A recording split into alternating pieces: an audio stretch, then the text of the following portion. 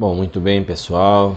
Vamos entrar agora na unidade 4, né? Vamos falar agora do profeta Jeremias. Jeremias, também conhecido, né? Pode ser chamado como o profeta da coragem. Jeremias, ele foi corajoso, né? Um dos homens que pagou o preço, sofreu, mas ele anunciou aquilo que o Senhor anunciou, o propósito a qual ele foi chamado, né? Para pregar ali contra o pecado, contra tudo que Judá vivia, né? Contra todas aquelas coisas que eles passavam. E nós vamos falar disso então. Então nós estamos entrando aqui na unidade 4, né?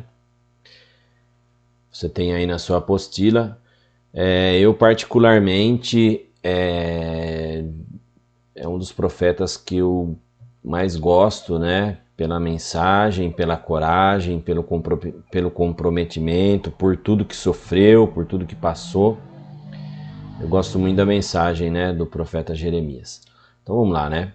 Então Jeremias, ele pode ser chamado como profeta da coragem, né? Porque desde a chamada para o ministério, né, até a morte que ele teve como mártir, nenhum profeta do Antigo Testamento mostrou tanta coragem, né, diante de opressão e sofrimento, né? Se você, no momento de dificuldade, Elias, ele fugiu, né? Ele se escondeu, e Jeremias, ele enfrentou. Ele teve momentos também na vida dele, né? E fala aqui, né, até sua morte como mártir, né? Depois a gente chega nessa parte aí, mas segundo historiadores, né, Jeremias, ele teria sido morto apedrejado, né, no Egito por conterrâneos, né, por hebreus ali, pessoas que tinham migrado, né, de Judá para o Egito. E ele tenha sido ali apedrejado. Então, este profeta, ele sofreu muito fisicamente, né? Muitas vezes ele quase chegou ao ponto de perder a própria vida, né? Lançado numa cisterna, né? Num calabouço, e o povo tentou matá-lo, né? O povo tentava apedrejar, os sacerdotes o espancaram e reis o aprisionaram. Por fim veio a morte, né? Mas aí já depois da terceira invasão ali, a derradeira, né? Depois que ficou só os pobres, os lavradores ali cuidando da terra, lavrando a terra ali em Judá, quando já não tinha mais templo, não tinha mais nada, daí Jeremias ele vai embora, né? E ele vai para o Egito. Então, socialmente, né? Ele padeceu como um cidadão desprestigiado, né? Ele foi considerado um traidor porque ele pregava o julgamento de Deus, né? Ajudar, que deveria ser submisso, deveria aceitar submissão à Babilônia, né? Até a sua própria família tinha vergonha, tentaram matá-lo, né? Emocionalmente falando, Jeremias ele enfrentou contendas, ele enfrentou uma profunda depressão, incertezas, né? 3 vezes ele quase abandonou o ministério, chegando ao ponto até de protestar contra Deus, né?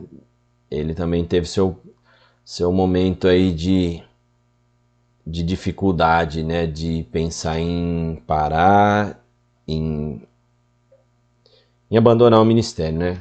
Você que tá assistindo essa aula, né? Talvez você já tenha passado por isso, né? Quantas vezes talvez você tenha pensado em abandonar o ministério, em deixar tudo aquilo que Deus colocou na tua mão, mas, querido, não faça isso, né? Siga a vontade de Deus, siga a direção de Deus que Ele tem para a tua vida, que eu tenho certeza, né? E a gente sabe que a vontade de Deus para as nossas vidas ela é boa, perfeita e agradável.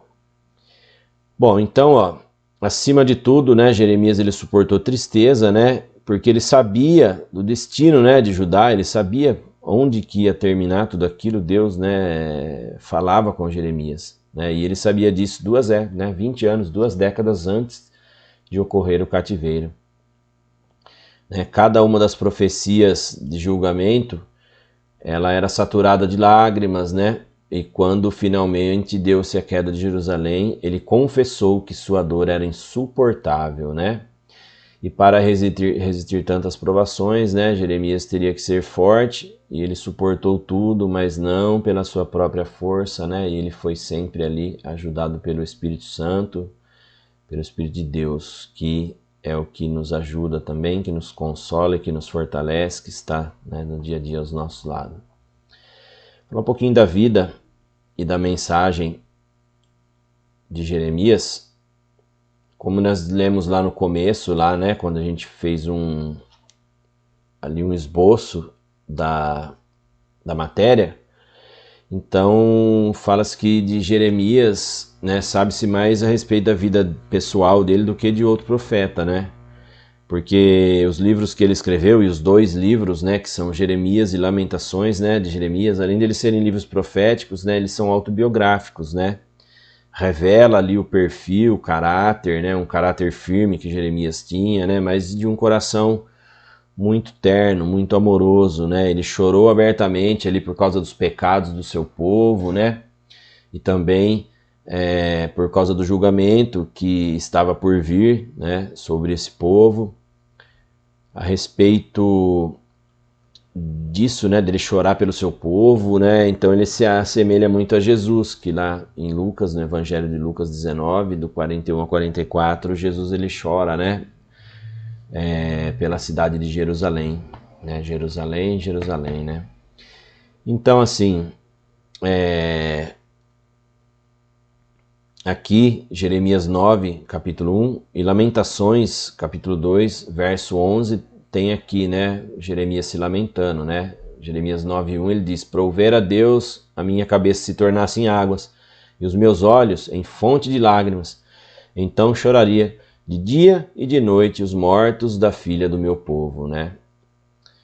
E Lamentações 2:11, "Com lágrimas se consumiram os meus olhos, turbada está a minha alma, e o meu coração se derramou de angústia por causa da calamidade da filha do meu povo", né? Ele está falando de Judá.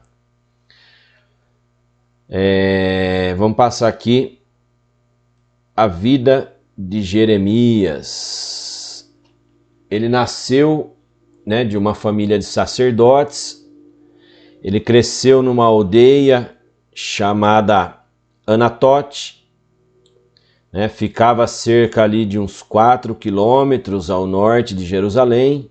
E o seu chamado Deus quando ele tinha mais ou menos ali por volta de 20 anos de idade, né? Ele recebeu uma chamada profética.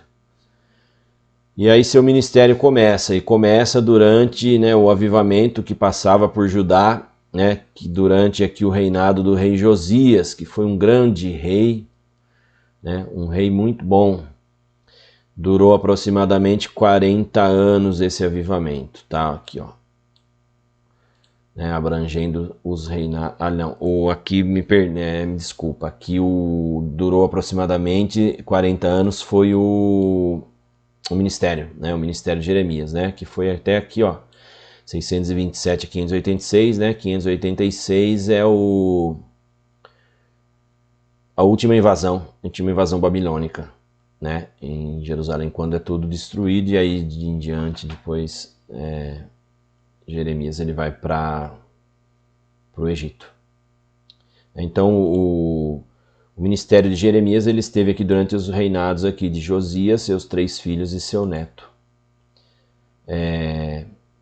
Vamos ver aqui, ó. Devido à hipocrisia e impiedade que prevaleciam naquela época, Jeremias foi instruído por Deus a pregar uma mensagem de repreensão e de julgamento iminente sobre a nação. Naturalmente, essa mensagem era desagradável ao povo e Jeremias, né, o mensageiro, tornou-se cada vez mais impopular.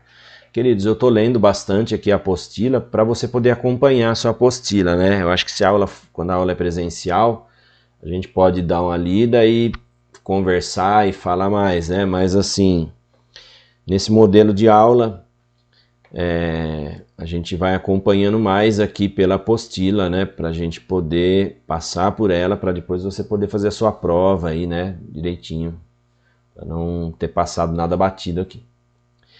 Então, a mensagem de Jeremias era desagradável, não era uma mensagem boa aos olhos, né? uma mensagem boa de se ouvir, porque sempre estava ligado ao arrependimento, né? Que o povo se arrependesse, que o povo se voltasse para Deus, né? Lá atrás, como nós lemos ali 100 anos antes, ali mais ou menos, Isaías conseguiu, né, levar o povo a um arrependimento e um avivamento. Né, no reinado de Acás foi péssimo, mas depois Ezequias, né, como nós vimos ali que ele assumiu o trono, no período do rei Ezequias houve ali, né, o povo se voltando, se arrependendo e teve ali um avivamento, né, e Deus deu um escape para o seu povo. Já no período de Jeremias não teve, né, porque ele começa seu chamado durante o período de Josias, que sim, foi um bom período, né, um rei muito bom, mas depois, na sequência do rei Josias, né, seus filhos, seu neto, eles tiveram um péssimo reinado e levaram o povo a uma situação catastrófica, né, que tiveram a oportunidade, né, e de ouvir o profeta, e não se voltaram, né. Como hoje em dia, né, irmãos? Hoje em dia sabemos que a palavra de Deus ela está aí, né? Existem muitos mensageiros da palavra de Deus que anunciam a palavra de Deus, né? Que pregam o arrependimento ao povo, mas sabe-se que nem todos se arrependem, é muito pouco, né? Então, como foi naqueles dias, né? O povo não quer ligar, né? A mensagem é desagradável, né? O povo queria ouvir uma mensagem boa, não. Eles se apegavam muito àquela época no templo, né? Existiam pessoas que diziam que quanto o templo, né, de Salomão estivesse em pé, era como um amuleto, né? Eles diziam que enquanto aquele templo estivesse de pé, não tinha risco deles serem destruídos ou deles sucumbirem às mãos dos babilônicos, né? Então eles se apegavam muito na questão do templo. Então a mensagem ela era impopular, era desagradável. Perdão. Né? Poucos homens chamados por Deus, eles sofreram tanto. Sem dúvida, Jeremias foi o profeta mais odiado de Judá, né? Poucos homens de Deus sofreram tanto, né? E Jeremias, ele tenha sido o mais odiado, né? E de menor sucesso, de acordo com o quê? Com os padrões humanos, né? Porque os homens, como eu disse, as pessoas querem uma mensagem que massageie o seu ego, né? Uma mensagem coaching, né, irmãos? Você pode, você consegue, você a força está dentro de você, você tem que se disciplinar e por aí vai, né? Infelizmente, né, irmãos? Uma mensagem coaching, mas a mensagem do Senhor, ela confrontava tudo isso. Então, assim, ele não se tornou um homem que fez sucesso, um profeta de sucesso no meio do povo. Pelo contrário, né? Ele era odiado. A rejeição que ele tinha, que ele sofria, né? Era uma perseguição constante, né? Ele suportou, e tudo isso que ele passou, essa rejeição, levou ele às vezes a ter crise de depressão, né? Certa ocasião, ele ameaçou abandonar completamente o ministério, né? Porque o fogo da perseguição era intenso demais. Porém, né, ele descobriu que o fogo dentro da sua alma, né, o seu coração ardia muito mais e era muito mais intenso, porque ele não podia reter a mensagem de Deus dentro do seu coração e sim proclamar, né? Sim falar aquilo que Deus colocava no seu coração. Ele lutava, né? Por um lado, o homem lutava, desanimava e dizia, olha, não vou conseguir, não vou mais aguentar, não consigo. Mas do outro lado, né, o fogo ardente, intenso no coração, que era a mensagem de Deus queimando, né, para que ele pudesse proclamá-la. Aqui, Jeremias 29 é uma dessas partes aí, que ele está lutando, né, com a sua depressão, está lutando aí com o seu desânimo, né, que ele diz assim, olha, quando pensei, não me lembrarei dele, e já não falarei no seu nome, né, já não falarei mais em nome dele, do Senhor, dele com D maiúsculo. Então isso me foi no coração como fogo ardente, encerrado nos meus ossos. Já desfaleço de sofrer e não posso mais. Se você ler a sequência aqui, ele começa a falar assim, meus adversários, eles se levantam contra mim, e ele começa a citar ali, que eles querem destruir, e ele vai falando ali que é difícil, que ele não aguenta. Essa tá ali em Jeremias capítulo 20, Então, Jeremias, muito mais do que os outros profetas, ele sofreu, ele desanimou, ele teve vontade de parar, mas ele foi forte, porque o Senhor o fortaleceu, dentro do teu chamado e dentro daquilo que Deus tinha como propósito na vida de Jeremias. E ele sofreu e passou por isso por quê? Por causa da mensagem. E qual foi a mensagem? Olha só, a mensagem de Jeremias. Deus, quando chamou Jeremias, ele tinha dito que a mensagem teria aspectos tanto negativos como positivos. Se você ler ali o capítulo 1 de Jeremias, o chamado dele, você vai ver, tá? O aspecto negativo, abrange 2/3 da sua mensagem e resume-se nas palavras arrancares, derribares, destruíres e arruinares. Vamos ver onde que está essa palavra? Aqui, ó. Jeremias, capítulo 1, no versículo 10. Olha, ponho-te neste dia sobre as nações e sobre os reinos, para arrancares, e para derrubares, e para destruíres, e para arruinares, e também para edificares e plantares. Então, essas 4 palavras aqui são descrevendo o ministério de repreensão ao pecado e predição que havia da destruição iminente de Jerusalém. E o positivo era edificares e plantares. Edificares e plantares, E também para edificares e plantares. Bom, Um dos temas básicos de Jeremias é a sua declaração enfática de que o povo iria para o cativeiro, Não porque Deus era fraco, em questão de proteger. Deus não tinha como proteger o povo, mas sim porque estava castigando o povo de seus pecados, de sua rebeldia, sua idolatria, tudo isso. Mas apesar de tudo isso, Deus ainda amava o seu povo e anelava restaurar a comunhão com ele. Muitas vezes nós passamos por momentos difíceis, Haja visto o que temos passado no momento, queridos? O que o mundo tem passado, em consequência disso, a igreja também tem sofrido, Irmãos têm sido recolhidos, Nós estamos vivendo uma grande pandemia aí, nesse momento, e pessoas, que podemos dizer assim, que não servem ao Senhor, têm perdido a batalha, têm morrido, mas também muitos irmãos têm perdido a batalha física, para essa doença, e o Senhor tem recolhido. Mas por quê? O Senhor não ama? O Senhor ama, O Senhor recolhe os seus, Leva de volta para Ele, de volta para casa, Voltam para casa.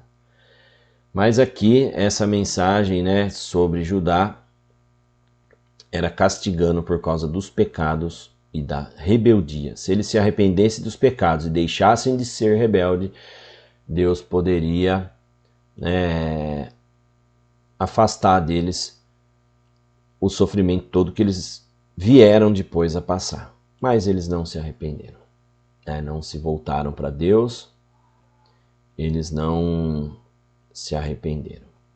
Bom, aqui está falando da organização do livro, tem aqui falando que estudiosos acham confuso, acham que o livro é incompreensível, só que para a gente entender tudo isso, a gente tem que levar em conta, em consideração a época, com certeza, temos que entender, acho que toda passagem bíblica nós temos que entender, queridos, a época que se passou, tem que entender. Também a vida pessoal de Jeremias. Muitas vezes você não entende o que o profeta está falando ali porque você não conhece, não entende a vida pessoal dele. Então você tem que entender um pouco da vida pessoal dele, saber, como a gente está falando aqui, quem era Jeremias, sua vida, para podermos entender um pouco mais o livro, né? Então, vamos ver aqui na página seguinte, ó, um esboço do livro de Jeremias. Ó. Aqui tem um pequeno esboço, a divisão. Então, assim, ó, o tema do livro de Jeremias, ó, o castigo divino e iminente de Judá e o plano de restauração futura para a nação. Né? Então, assim, podemos dividir o livro em 3 partes. Né? Podemos dividir do capítulo 1 ao 39, depois do 40 ao 44, aí do 45 ao 52. Então aqui, ó, abrange esta primeira parte desse esboço aqui, o livro de Jeremias, né? Do 1 ao 6 durante o reinado de Josias, depois do 7 ao 20 durante o reinado de Jeoaquim, do 21 ao 39 durante o reinado de Ezequias, né? Exceto 4 capítulos ali, né? Anteriores. Depois, isso daqui é as profecias antes da queda, né? Olha só, que vai do 1 ao... Tem 52 capítulos o livro de Jeremias. E do 1º até o 39 é profecias em relação à queda, à invasão babilônica, em tudo isso. Né? E mesmo assim não se arrependeram, não se voltaram para Deus. Depois, a segunda parte é as profecias após a queda de Jerusalém, que vai do 40 ao 44, né? Profecias aos remanescentes do povo deixado em Judá e profecia ao remanescente do povo no Egito, que teve uma parte que fugiu para o Egito, né? E aí tem uma parte suplementar do livro aqui, né? Que no 45 a profecia Baruque, depois do 46 a 51 tem as profecias das nações estrangeiras e um apêndice histórico no capítulo 52. Então aqui é bem legal, ó. Bem legal que aqui está esboçado esse livro, a divisão toda dele, para a gente entender a divisão do livro do profeta Jeremias, profeta maior. Então vamos aqui, ó. A época de Jeremias. Jeremias, queridos, ele foi um profeta na hora final de Judá, né? No final. Né? Ele vivenciou ali os últimos tempos ali de Judá. Ele exerceu seu ministério, né, durante a última hora da misericórdia, né, antes da meia-noite, né, do julgamento divino que desceu sobre seu povo. Essa hora final começou com o avivamento durante o reinado de Josias, 627 a.C., e terminou com a destruição de Jerusalém, lá onde eu disse em 586, que é onde também ali está no final do ministério do profeta Jeremias. Quais as condições espirituais durante o ministério, né? Durante o período que Jeremias profetizou, né? Então ele começou durante, né, um maravilhoso período de avivamento, né, sobre o governo de Josias. Os 55 anos anteriores, né, do mau reinado de Manassés tinham produzido um abominável estado de pecado e de perversidade em Judá. Né? A palavra de Deus ela tinha sido totalmente ignorada, né? E aí o que acontece?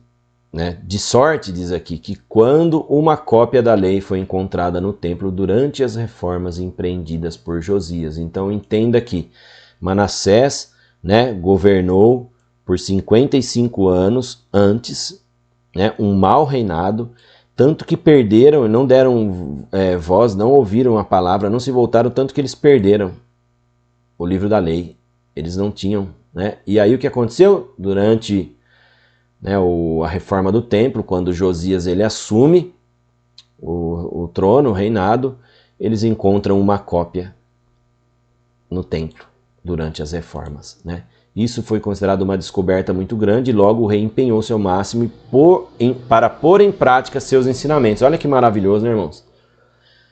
Tinha sido ignorada a palavra de Deus, chegaram a ponto de perder. Né? Não se tinha mais a lei, não se tinha mais, né, a direção, o manual. E aí quando é encontrado, o rei Josias ele faz de tudo para colocar em prática, né, e para aplicar os ensinamentos. Mas aí diz assim, né, que infelizmente essa obediência dessa época foi apenas superficial, né? Muito embora Jeremias ele tivesse implorado para que o povo voltasse de todo o coração a Deus, sua mensagem foi ignorada, né? Sofrendo ele mesmo grande perseguição por isso, né?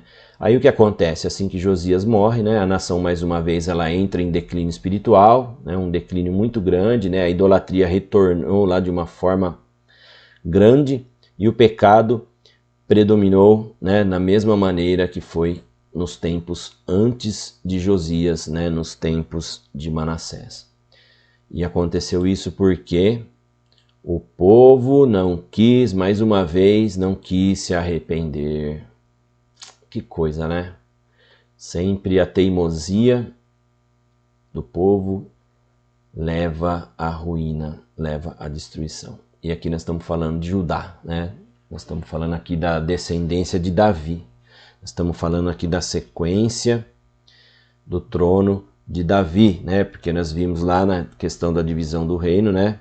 O filho de Salomão, descendência de Davi, ele continua como rei do sul, reino do sul, Judá. Então a descendência de Davi, que tinha a promessa de um trono eterno, né, de um descendente sentar eternamente no trono, é daqui que nós estamos falando, desse povo, né? Então o que aconteceu?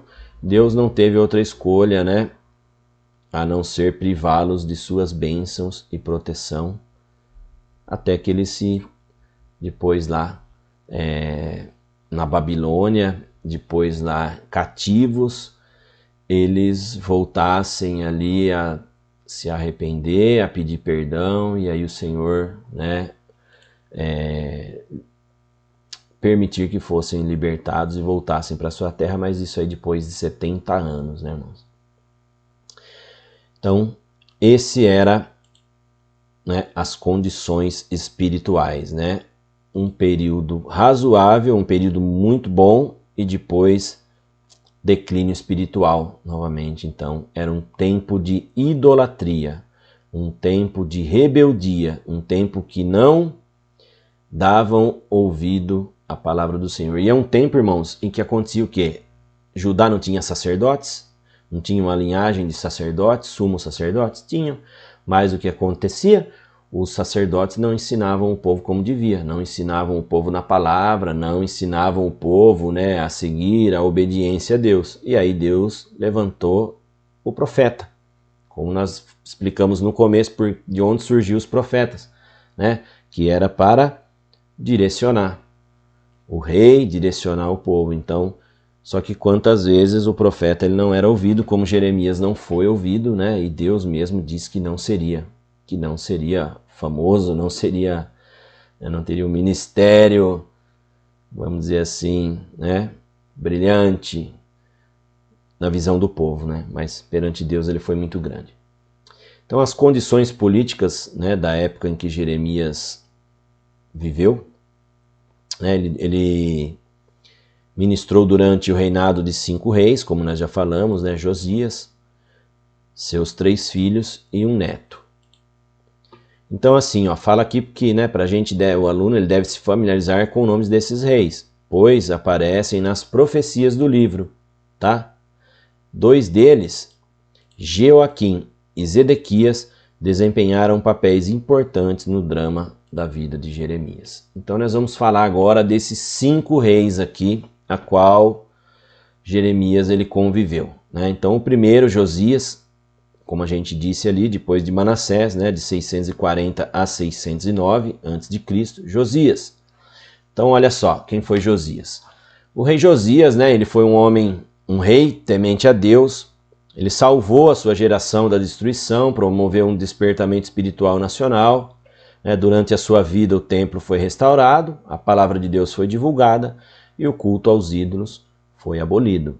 Então, né, depois de um período ruim com Manassés, veio um bom período e um período, né, de bonança com o rei Josias.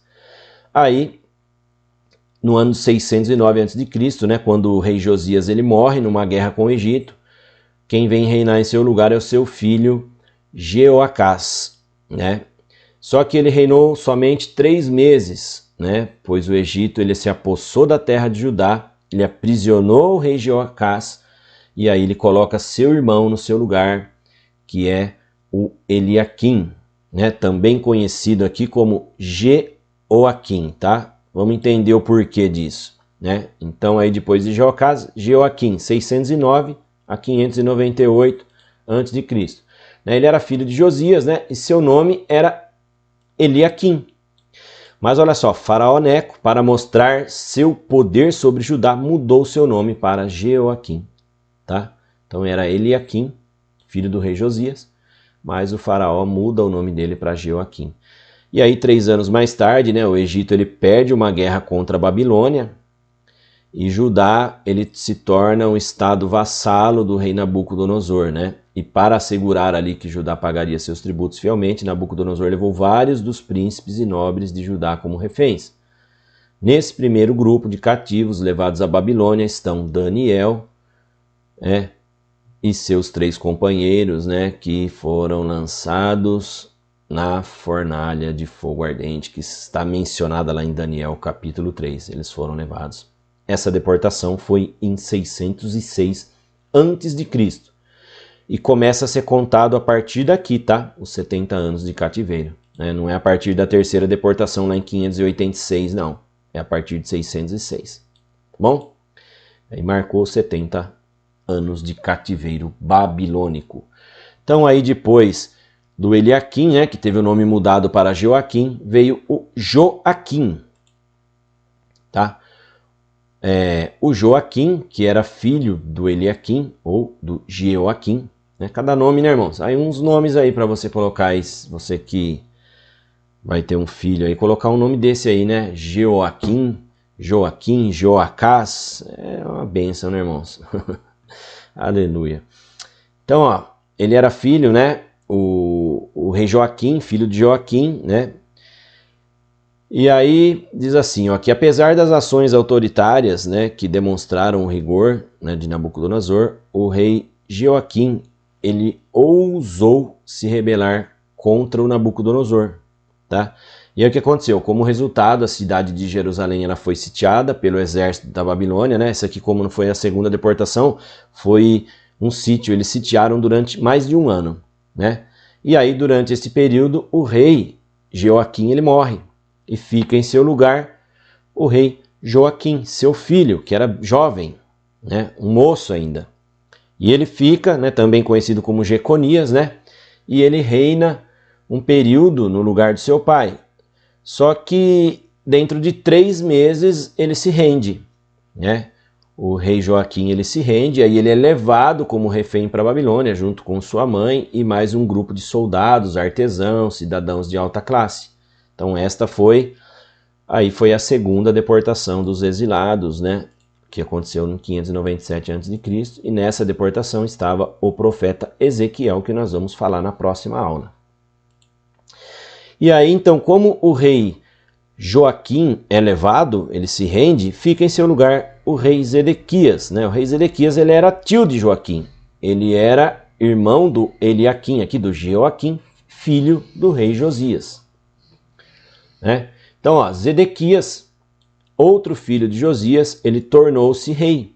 Só que ele era de caráter fraco, né? Então ele foi facilmente influenciado ali pelos ímpios, pelos sacerdotes falsos, maus sacerdotes, né? Sacerdotes pagãos, idólatras, corruptos, mercenários. Ele foi facilmente influenciado. E aí o que aconselharam ele, né? A ele se alinhar com o Egito, contra a Babilônia. Mas existia a profecia de Jeremias, que Judá deveria se entregar. E por isso Jeremias ele foi muito afrontado e foram muito contra Jeremias. Por quê? Porque a mensagem dele era, tem que se entregar. Deus está mandando, Deus está falando que vai ser levado o povo para a Babilônia, vai sofrer o cativeiro, para ser cuidado, para ser tratado nesse período. Então a mensagem de Jeremias era para se entregar. Tanto que eles consultaram Jeremias, o que nós vamos fazer? E Jeremias disse, o Senhor mandou se entregar. E aí, vamos aqui com os conselheiros aqui, né? E aí por esse período aí foi quando Jeremias ele foi espancado pelos sacerdotes, né? Ele foi lançado na cisterna, passou tudo isso. Por quê? Os mentirosos diziam, não vamos se entregar. E Jeremias, ele não tem que se entregar. Deus mandou se entregar, senão o preço que vai ser pago vai ser muito alto. Jeremias repreendia. E aí o que acontece, né? Ele é influenciado pelos ímpios, né? Porque ele vai se alinhar com a Babilônia, né? Numa tentativa de revolta, e ele vai contra o conselho de Jeremias, que era de se entregar à Babilônia. E aí o que foi o resultado de tudo isso? Um resultado de 2 anos de sítio, ficaram sitiados. Eles ficaram sitiados, não entrava ninguém, não saía ninguém de Judá. A fome começou a prevalecer de uma maneira, né, que foi terrível, irmãos, foi terrível, né? E aí até quando eles já estavam totalmente fragilizados, fracos, sem condições, o exército, né, a ordem do capitão do exército, né, através do rei Nabucodonosor, eles invadem e eles destroem, né, totalmente Jerusalém, a Babilônia. Isso no ano de 586. Então aqui, ó, até o templo foi destruído, né? Devido ao fato de ser considerado por Babilônia um símbolo de resistência nacional. Eles se apegavam muito no templo, né? Eles acreditavam que o templo era um amuleto e o templo veio abaixo. Então ficaram lá somente alguns pobres, né? Eles foram deixados para lavar a terra em Judá. Olha o que aconteceu com o rei Zedequias, esse rei vassalo, idólatra. Ele foi capturado. Olha, aqui não, né? Não está falando, mas se você ler depois, o rei Zedequias, ele é capturado. Os seus filhos são mortos na sua frente. Eles matam os filhos de Zedequias. E aí eles vazam os olhos de Zedequias. Eles cegam ele. E aí ele é levado, né, cativo para a Babilônia, depois aonde ele veio morrer. Eu coloquei aqui, ó, teve os olhos vazados, tá? Teve os olhos vazados, né? Ou alguns dizem que teve os olhos arrancados, né? Vazaram, depois arrancaram os olhos dele. E aí sofreu até a morte.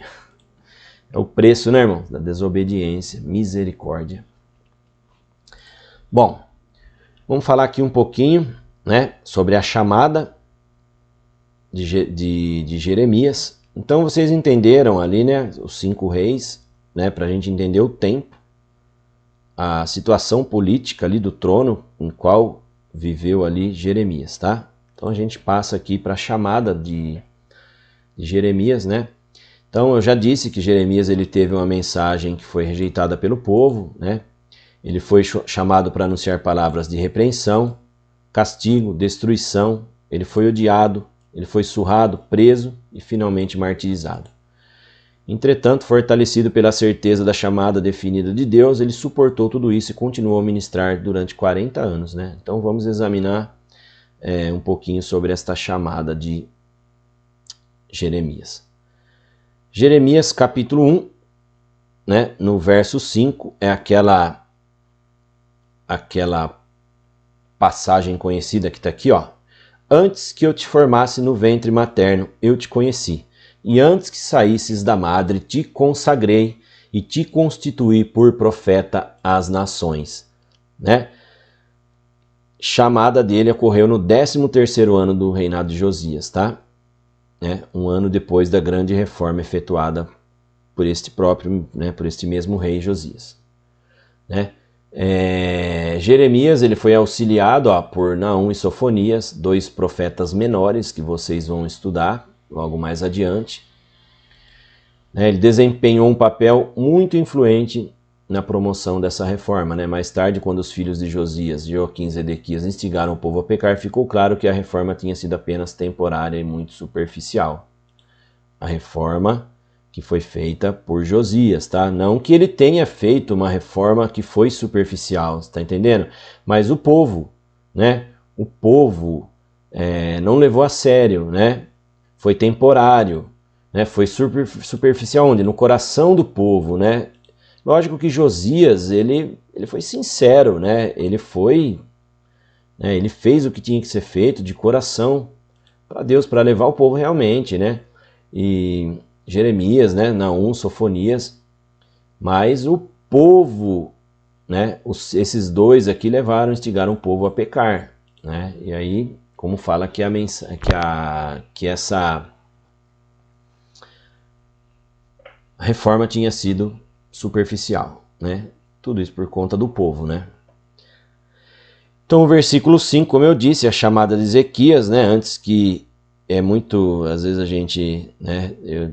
Talvez você já tenha recebido alguma palavra profética, né? Olha, antes que eu te formasse no ventre materno, eu te conheci, antes que saísse da madre, te consagrei e te constituí as nações, né? Muitas vezes um profeta usa essa mensagem para falar, né, de uma maneira pessoal com alguém acerca da chamada de Deus, né? Uma chamada específica de Jeremias, né? Então esse versículo ele não só afirma a presciência de Deus, né, que Deus já conhecia, já sabia ele lá desde do ventre, mas também assegura aos crentes de hoje o fato de que Deus tem um plano para cada um de seus filhos, né, mesmo antes deles nascerem. Então, por isso que eu falo que às vezes, muitas vezes, né, o profeta ele usa essa mensagem para você, para mim, né, para dizer do chamado de Deus. Né? Então assim, tem um plano, entretanto, ficamos sabendo também que não se entra no exercício desse plano automaticamente, né? Então, sim, ao contrário, a gente tem que aceitar esse chamado, a gente tem que cooperar, tudo isso, né? Uma vez Deus avisou a Jeremias que se ele não se arrependesse, a oportunidade de servi-lo como seu profeta seria cancelada. Tá? Jeremias 15, verso 19, depois você pode ler.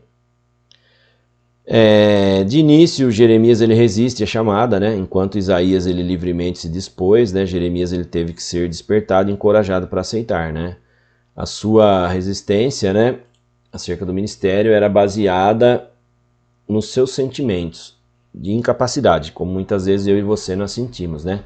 Porque ele alegou que ele era ignorante e jovem demais para tão grande missão.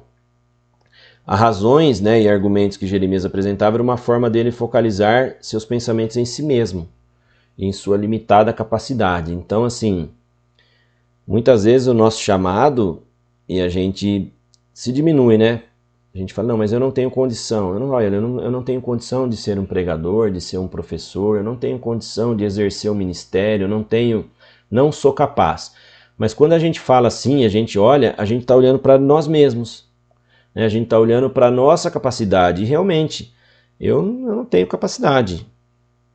Eu, pessoalmente, olhando, né, para mim, eu não tenho. Então, Jeremias ele focalizava isso, olhando para ele mesmo, né? Que a capacidade dele era limitada e todos nós somos limitados.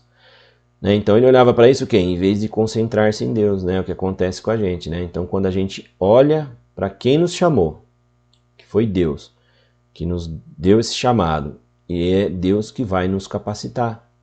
Então, como Deus tinha chamado ele, ele se concentrando no chamado de Deus, né, saberia que Deus era suficiente para capacitá-lo para essa tarefa que ele tinha sido chamado. Então, olha aqui, olha o diálogo de Jeremias, né? No versículo 6, o que Jeremias fala para Deus? Senhor, mas eu não sei falar. Deus diz no versículo 9. Depois você abre a tua Bíblia e você vai conferir. Eu ponho na tua boca as minhas palavras. No versículo 6, ele fala assim, mas eu não passo de uma criança. Mas Deus, no versículo 19, diz assim, mas eu sou contigo. Né? Então, ele dava umas desculpas, né? Como nós damos também. Os eus, né? Mas Deus, ele tem uma palavra sobre as nossas vidas. Amém, queridos? Então vamos prosseguir aqui, né? Vamos prosseguir para falar das visões, né? Quanto à chamada, né? Da vida de Jeremias, né? A primeira foi do ramo de amendoeira, tá ali no capítulo 1, né? Que florescia meses antes das demais, sendo por isso tido como um símbolo de prontidão e vigilância. Essa visão simboliza o fato de que Deus estava vigilante e que seu tempo é perfeito quanto a seu agir, né? Deus, lembra ali? Que vês aí, Jeremias? É uma amendoeira. Então, assim, Deus está mostrando que Deus estava vigilante, né? E que o tempo é perfeito quanto a seu agir. Nada acontece nas nossas vidas quando a gente está na direção de Deus, antes ou depois do tempo, né? A não ser que a gente saia da direção, mas se a gente estiver obediente, vigilante à chamada do Senhor, o tempo dele é perfeito e vai florescer, vai acontecer no tempo dele. E também, né, Vamos ver aqui, ó. Durante a evolução da apostasia de Judá, muito embora parecesse que Deus estava dormindo e desinteressado no seu povo, a verdade é que ele estava observando atentamente tudo o que eles faziam e que no devido tempo traria juízo e faria justiça quanto a eles. Note um pensamento paralelo a esse. Ó, essa passagem aqui, 2 Pedro 3,9, está falando acerca da volta, da vinda de Jesus. Né? 2 Pedro 3,9, diz assim: o Senhor não retarda a sua promessa, como alguns a julgam demorada. Pelo contrário, ele é longânimo para convosco, não querendo que nenhum pereça, senão que todos cheguem ao arrependimento. Então aqui, às vezes você ouve dizer, né, assim, olha, desde a minha avó, ela falava, Jesus vai voltar, não vai tardar, Jesus está às portas, né? E aí, desde que Jesus ele sobe aos céus, ele deixa a promessa aos seus discípulos, assim, eu vou ao Pai, né? Mas eu volto, vou preparar a morada, depois eu volto para te buscar. Enquanto isso, eu vou deixar convosco o Consolador. E eles já aguardavam que Jesus já voltaria muito em breve, né? Buscá-los novamente, né? Os discípulos já imaginavam que era na sua própria geração, que Jesus já voltaria. E se passam até hoje, aí, ó, mais de 2000 e tantos anos, né? Estamos no ano de 2021 e o Senhor Jesus não voltou. E aí nessas gerações que passaram, todos, né? Olha, Jesus está voltando. Então você às vezes conversa com pessoas que se desviaram do evangelho, que fala assim, você vai pregar uma palavra de arrependimento para ela. Olha, rapaz, se volta para Deus, se arrepende porque o Senhor está às portas, né? Num piscar de olhos, se Ele voltar, você vai ficar, ou se você morrer em pecado. E a pessoa fala, mas desde lá eu ouvia falar, até agora não, Deus não vai voltar. Então, olha, já lá de trás, 2000 anos atrás, o apóstolo Pedro, né, na sua carta que ele escreve, ele já deixa isso daí, ó, o Senhor, ele não retarda a sua promessa, que é a promessa de voltar, de buscar. Só que muitos a julgam demorada, só que não, pelo contrário, ele é longânimo. Ele está aguardando. Né? Por quê? Porque ele não quer que nenhum pereça. Ele está dando tempo para o povo se arrepender, mais gerações se arrependerem. Por quê? Ele quer que todos cheguem ao arrependimento. E foi isso com Judá. Né? O Senhor ele foi longânimo. Né? Então, a primeira visão ali de amendoeira, a segunda visão foi de uma panela fervendo, derramando seu conteúdo para o lado norte, né? Este símbolo ele refere-se à direção de onde viria a ira divina sobre Judá, da Babilônia, tá? Ele tomaria a antiga rota das caravanas, né? Contornando a parte superior do deserto árabe, entrando pelo norte. Então a visão aqui contemporânea de tudo isso que estaria por vir, essa é a visão ali do livro de Jeremias. Agora vamos para as promessas associadas à chamada. Né? Ele foi chamado para repreender o povo de seus pecados, anunciar julgamento. Ele parecia até mesmo um traidor, né? Recomendando durante certo tempo que se rendessem à Babilônia, como eu falei. O conhecimento de tão tremendo desafio, né, enche Jeremias de incerteza. Ele fala, estou falando isso, Deus está mandando eu falar isso. Né? Às vezes Deus manda você falar algo, né, que talvez...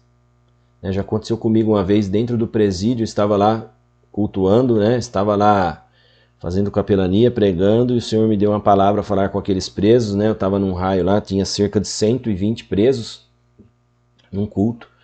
Né? E um dia Deus me toma e ele diz assim, diga assim para eles que eles estão aqui, eles estão colhendo o que eles plantaram.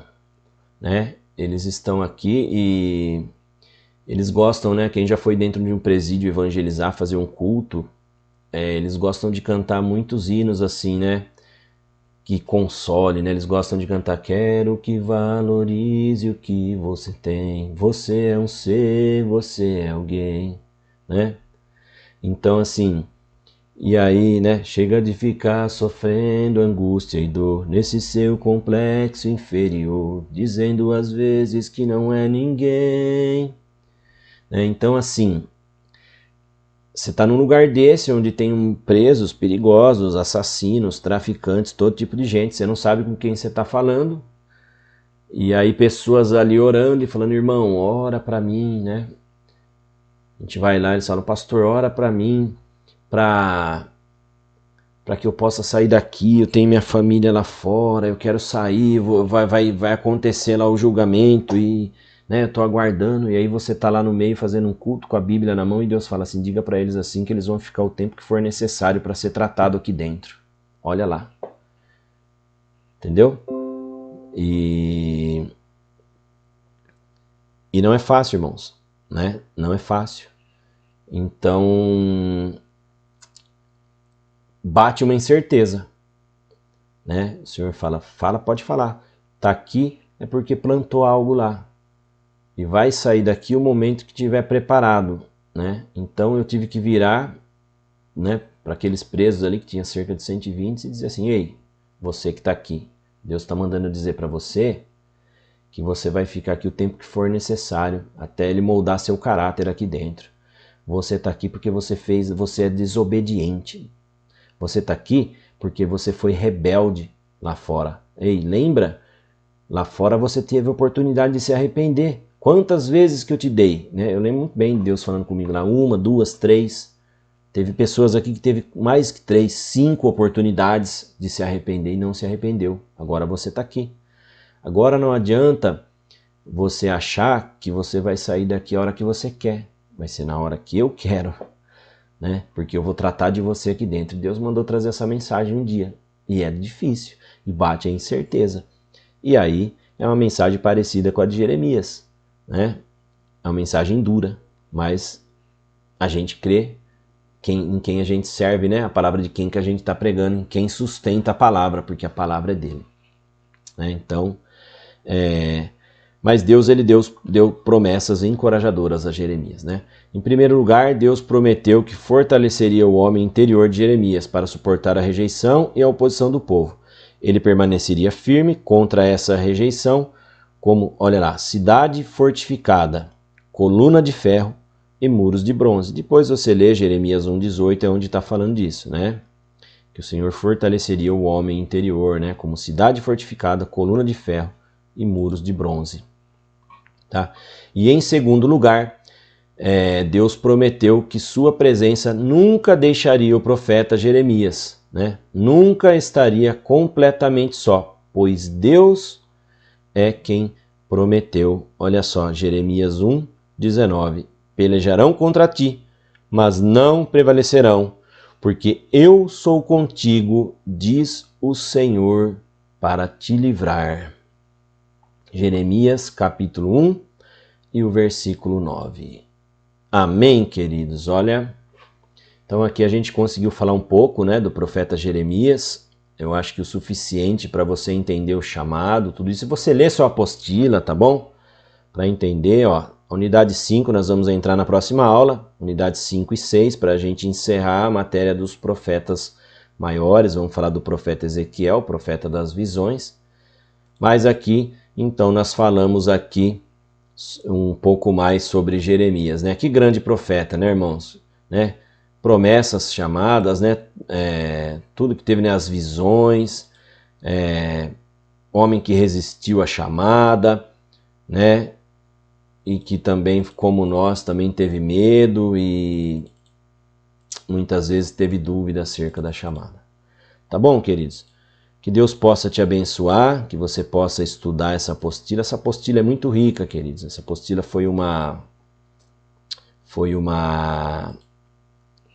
Eu que né, formulei essa apostila, né? Eu fiz um resumo de uns estudos que eu tenho. Então, ela está muito rica, né? Ela está bem, tá resumida, né? Foi resumido um livro todo, né? Que era muita, tinha mais de 30 unidades, então eu consegui resumir em 6 unidades aí para a gente conseguir fazer essa aula, tá bom? Que Deus possa te abençoar e que você possa estudar aí. E vamos orar então para a gente agradecer. Pai, nós te louvamos, te exaltamos, te agradecemos por esta aula. Abençoa, Senhor, cada aluno que fez essa aula, que estudou, que eles possam ter crescimento, Senhor, espiritual e conhecimento da Tua palavra, Pai. Capacita cada um deles. Agora nos guarda, Senhor, nos livra e sê conosco. Em nome de Jesus. Amém. Amém, queridos. Deus abençoe.